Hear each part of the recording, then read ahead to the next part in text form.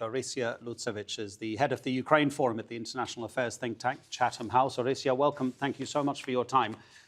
Here we are 2 months into the conflict. What are your overriding thoughts? What's the main focus of your analysis? I mean, are you able to look beyond the fighting itself?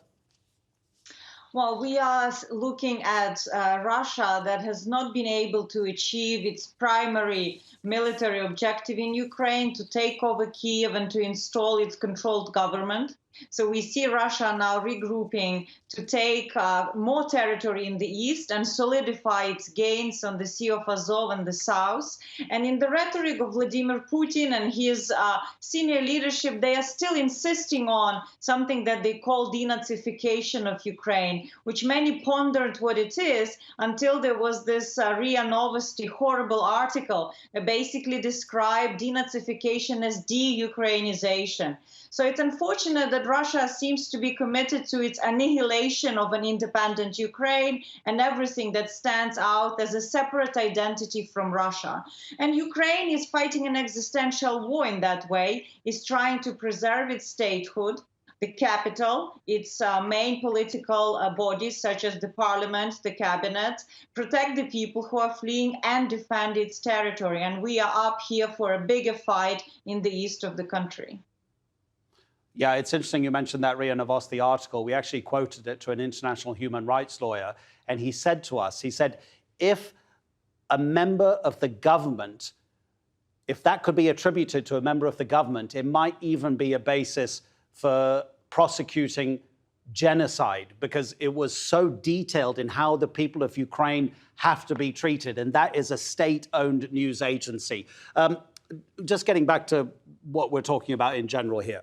In terms of the financial impact on Ukraine, it's asked the G7 group of countries for $50 billion to make up for a 6-month budget deficit, obviously caused by the conflict. It says $100 billion worth of damage has been done to infrastructure. That money, as far as I know, has not been promised. So where does Ukraine go with that requirement? Well, it's indeed the economic damage to Ukraine is heavy, because let's remember that the large industry of Ukraine, chemicals, steel, metallurgic industry, even agriculture, it's a lot of it is actually in the east where it's affected. The Ukrainian largest port, Mariupol, we see all the destruction, and basically the whole trade on the Black Sea is being blocked. So that is also a heavy cost. I mean, there was an IMF estimate of roughly 45% of Ukraine's GDP that is impacted. That is a huge, huge loss to Ukraine. And obviously, Ukraine will have to patch through different financial instruments. Some will come from the financial institutions, IMF, World Bank.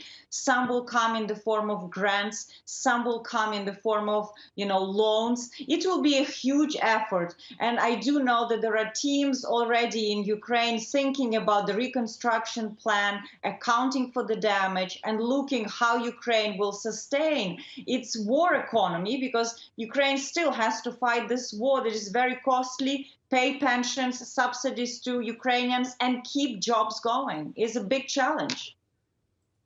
You're part of the Russia-Eurasia program at Chatham House. So can you tell us a bit about what you believe the effects of this war are going to be on Russia? I mean, politically, is it too fanciful to believe that it could lead to the downfall of Vladimir Putin? Because that in itself could be dangerous, apart from the economic impact that many people are saying that Russia is going to become like a developing country again.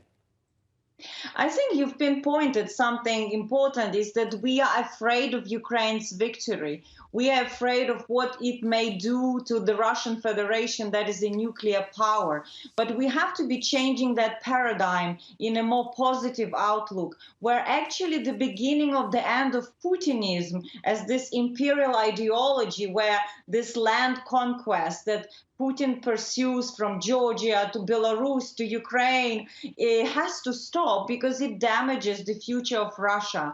And I think if Russian elite understands that this is the end of it, that they are basically choking on trying to subjugate Ukraine, simply not having resources, but when Ukraine is backed by this kind of collective West, and not just West, because you have countries on G7, you have other countries supporting this cause, I think this should open up an opportunity of a different Russia. I mean, the impact of sanctions is tremendous, and Russia may default in May. This will have a fundamental impact on its financial stability. But also, we do see now a very serious discussion of an embargo.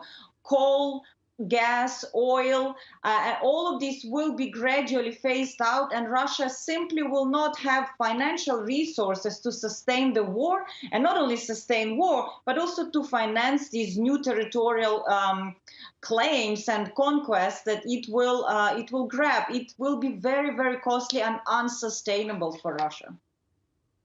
Orysia Lutsevych, thank you so much indeed. Really interesting to hear your analysis.